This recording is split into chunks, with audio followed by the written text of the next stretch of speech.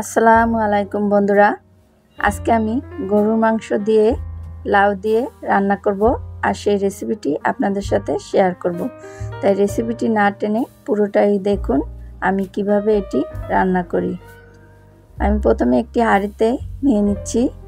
আমি এখানে 1 কেজি পরিমাণ গরুর মাংস নিয়েছি আর এর ভিতরে প্রথমে দিয়ে দিচ্ছি হাফ কাপ পরিমাণ পেঁয়াজ কুচি, এরপর দিয়ে দিচ্ছি স্বাদ মতো বা পরিমাণ মতো লবণ, দিয়ে দেব 1 চামচ পরিমাণ হলুদের গুঁড়া, 1 চামচ পরিমাণ লাল মরিচের গুঁড়া, দিয়ে দিচ্ছি 3টে তেজপাতা, 3 টুকরা দারুচিনি, 4-5টি এলাচ, 6-7টি লং।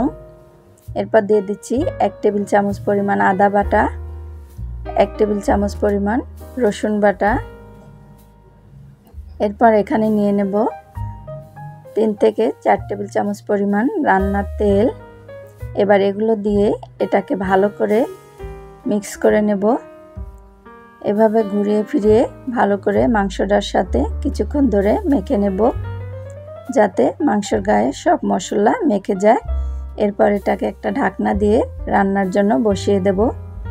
দেখুন আমি এটা রান্নার জন্য বসিয়ে দিয়েছিলাম আর এটা থেকে যে পানিটা বের হয়েছে সেটা দিয়ে আমি প্রথমে এটাকে ভালো করে কষিয়ে নিয়েছি।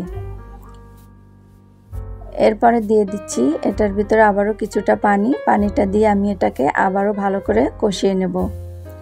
আর আজকের এই রেসিপিটি আপনাদের অবশ্যই ভালো লাগবে যদি আপনারা বাসায় তৈরি করে খান। দেখুন এই পানিটা দিয়েও আমার মাংসটা কষানো হয়ে গেছে।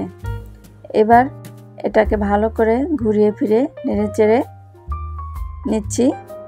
আর এখানে আমি অর্ধেক পরিমাণ লাউ নিয়েছি, লাউগুলোকে আমি এভাবে গোল গোল পিস করে কেটে নিয়েছি। আর এই লাউ আর গরুর মাংসের তরকারিটা খুবই ভালো, এটা শরীরের জন্য খুবই উপকারী। আপনারা এভাবে বাসা রান্না করে খেয়ে দেখবেন, আশা করি আমার কাছে ভালো লেগেছে, আপনাদেরও ভালো লাগবে। এরপর এখানে দিয়ে দিচ্ছি 4-5টি কাঁচামরিচ, দিয়ে দিচ্ছি কিছুটা ধনিয়া পাতা।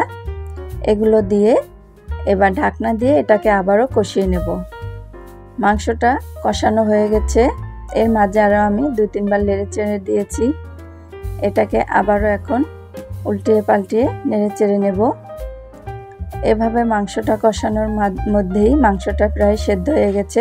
এরপর দিয়ে দিচ্ছি রান্নার পরিমাণ পানি।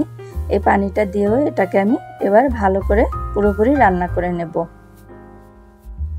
এবার নেড়েচেড়ে এটাকে আবারও ঢাকনা দিয়ে ঢেকে রান্নার জন্য বসিয়ে দেব। দেখুন এটা প্রায় রান্না হয়ে গেছে, ঝোলটাও একদম মাখা মাখা হয়ে গেছে।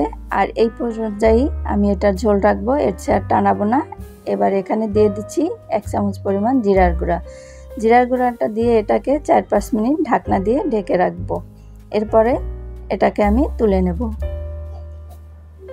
দেখুন আমার গরুর মাংস দিয়ে লাউ দিয়ে রান্নার আজকের রেসিপি তৈরি হয়ে গেল। আর আশা করছি রেসিপিটি আপনাদের ভালো লাগবে। অবশ্যই ভালো লাগলে পাশে থাকবেন আর বেল আইকনটি বাজিয়ে দেবেন। আর যদি খেয়ে ভালো লাগে তাহলে লাইক, কমেন্ট ও শেয়ার করতে ভুলবেন না। আর আজকের মতো এখানে বিদায় নিচ্ছি। আসসালামু আলাইকুম।